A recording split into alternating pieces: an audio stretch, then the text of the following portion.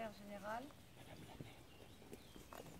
monsieur le conseiller départemental, mesdames et messieurs les élus, mesdames et messieurs les chefs de corps du 132, tous en vos grades et qualités, mesdames et messieurs les anciens combattants, les porte-drapeaux, messieurs les prêtres orthodoxes, mesdames et messieurs les responsables des associations de scouts.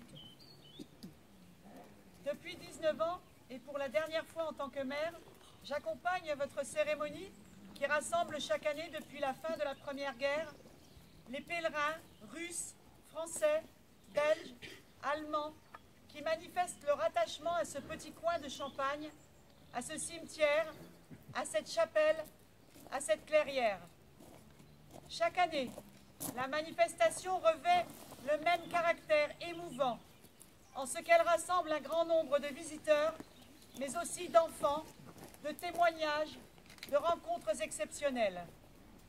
Elle nous amène à découvrir cette page de l'histoire commune de la France et de la Russie qui découle d'une convention militaire franco-russe signée en 1892, mettant les deux États dans l'obligation de se porter mutuellement assistance. Dès lors, la solidarité entre les deux pays est totale et en 1916, un corps expéditionnaire quitte la Russie pour renforcer le front occidental et le front d'Orient. Les 20 000 hommes sont arrivés en Champagne après un long périple en bateau. Équipés, entraînés par les militaires français au camp de Mailly, les soldats russes dont on vante la bravoure, l'énergie et l'esprit de service seront de tous les combats sous le commandement du général Gouraud, chef des armées du front de Champagne. C'est à cet endroit, sur le territoire de la commune de Saint-Hilaire-le-Grand, que la chapelle mémoriale russe orthodoxe est érigée près du cimetière pour faire mémoire. L'Association du souvenir du corps expéditionnaire russe en France nous y accueille chaque année à la Pentecôte pour y commémorer le souvenir des combattants russes tombés au cours de la Première Guerre mondiale.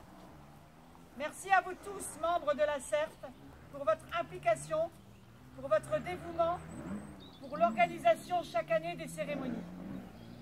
Merci pour ces partages intenses d'émotions et de rencontres.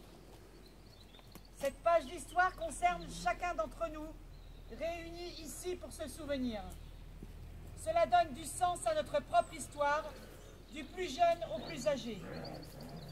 Cela forge notre espoir en l'homme, en ce qu'il réussit à construire malgré toute l'horreur qu'il a pu connaître.